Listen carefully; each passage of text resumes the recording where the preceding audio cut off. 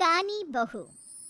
किशोरी लाल जी के बेटे राघव की शादी की बात जगह जगह चल रही थी, लेकिन किशोरी लाल जी को कोई लड़की पसंद ही नहीं आती थी।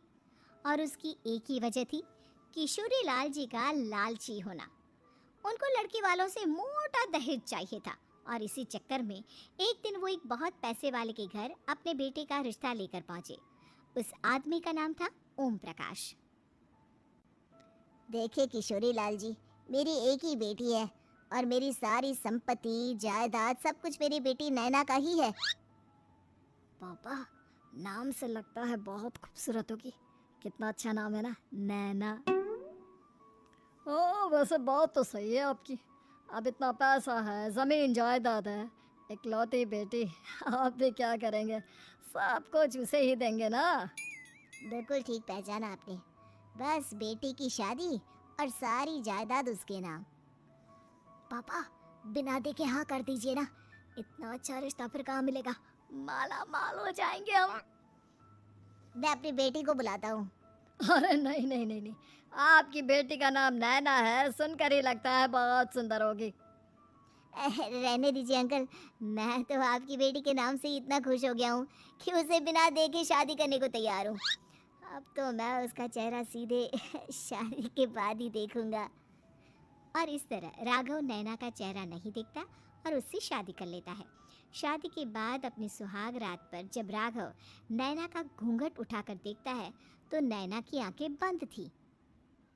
कितने खूबसूरत हो तुम नैना, जरा अपनी आंखें खोलकर मेरी तरफ देखो तो सही। नहीं, मुझे शर्म आती है। अरे मैंने तुम्हें शादी से पहले भी नहीं देखा, और अब अगर तुम आंखें खोलकर मुझे देखोगी भी नहीं तो मुझे अच्छा कैसे लगेगा? इससे पहले कि नैना अपनी आंखें खोलकर राघव की तरफ देखती, अचानक से लाइट चली गई और राघव नैना को पूरी तरह से देख भी नहीं पाया। अगली सुबह नैना राघव के लिए नाश्ता बनाकर लेकर आई। अरे ये क्या, आधा पराठा सेका हुआ है और आधा बिल्कुल कच्चा। ये तुमने क्या किया नैना? बहू, तुमने क्या आधा पराठा तवे से नीचे लटका कर रखा था, जो आधा सेका है और आधा कच्चा? मुझे जितना दिखेगा उतना ही तो सीखूंगी ना पापा जी। जहाँ जहाँ मुझे नजर आ रहा था वहाँ मैंने सीख लिया, और जहाँ जहाँ नहीं दिखा वहाँ कच्चा रह गया होगा। इसका क्या मतलब है? ये कैसा मजाक कर रही है तुम?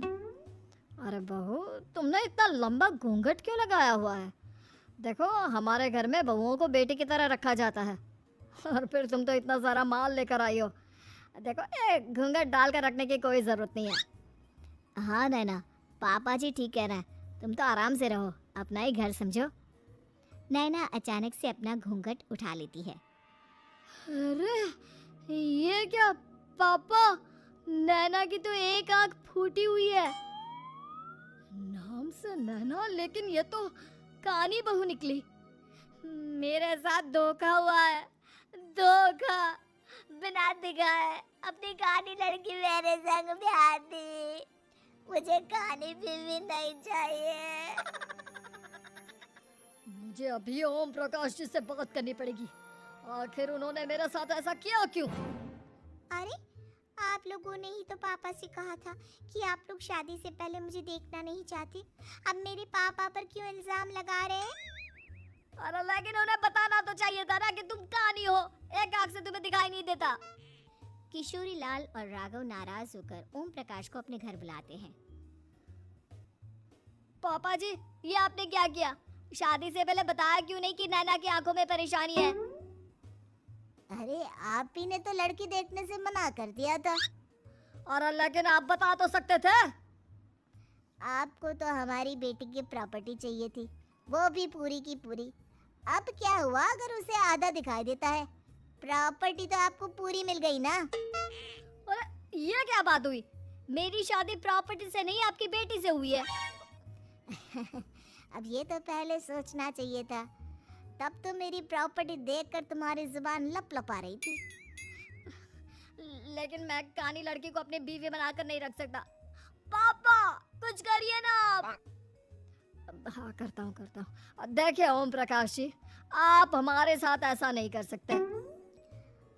और तुम देखो, अगर तुमने मेरी बेटी से शादी तोड़ी ना, तो जो भी प्रॉपर्टी मैंने तुम्हें दी है वो तो पूरी की पूरी वापस ले ही लूंगा, और आधी प्रॉपर्टी तुम्हारी भी लूंगा। अरे मेरी आधी प्रॉपर्टी भला क्यों लेंगे आप? इसलिए क्योंकि मेरी बेटी को आधा नजर आता है और उसकी नजर अभी तक तुम्हारी आधी जायदाद पर ही पड़ी है।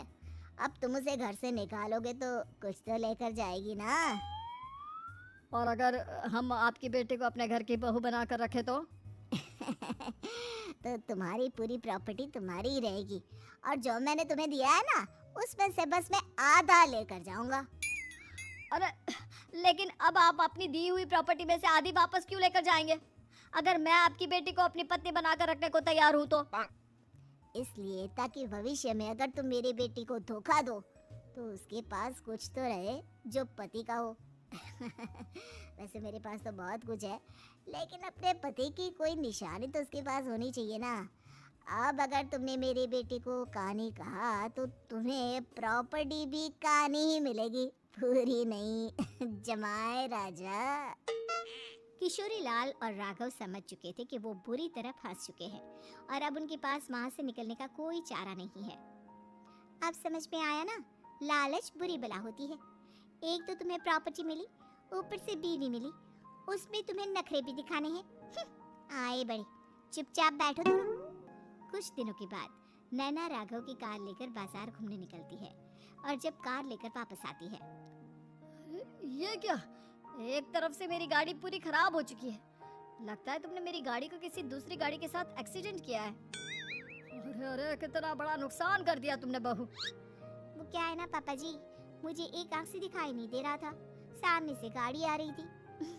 मुझे तो सिर्फ आधा ही दिखाई दिया और वो गाड़ी मेरी कार से रगड़ते हुए निकल गई। अब मैं क्या करूं बताओ? आप इसे ठीक कराने के पैसे कौन देगा? तुम्हारे पापा?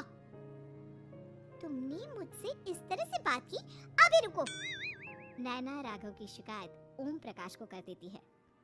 देखो राघव, अब जो मेरी आधी प्रॉपर्टी तुम्हारे पास थी ना, उसमें से आधी और मैं लेकर जाऊंगा, क्योंकि तुमने मेरी बेटी को डांटा। अरे नहीं नहीं पापा जी, गलती हो गई, माफ कर दो। गलती की तो कोई गुंजाइश ही नहीं। अगली बार मेरी बेटी को डांटा तो बची हुई आधी में से आधी और ले जाऊंगा। लालच के चक्कर में हम दोनों ने बहुत बड़ी गलती कर दी बेटा। एक तो तुम्हें कानी बहू मिली और ऊपर से जो माल मिला वो भी काना। इस तरह राघव की हर एक गलती पर ओम प्रकाश उसकी प्रॉपर्टी का आधा आधा हिस्सा लेकर अपना सारा माल वापस ले गया और राघव को कानी बीवी से काम चलाना पड़ा। भाई लालच वाकई में बुरी बला है।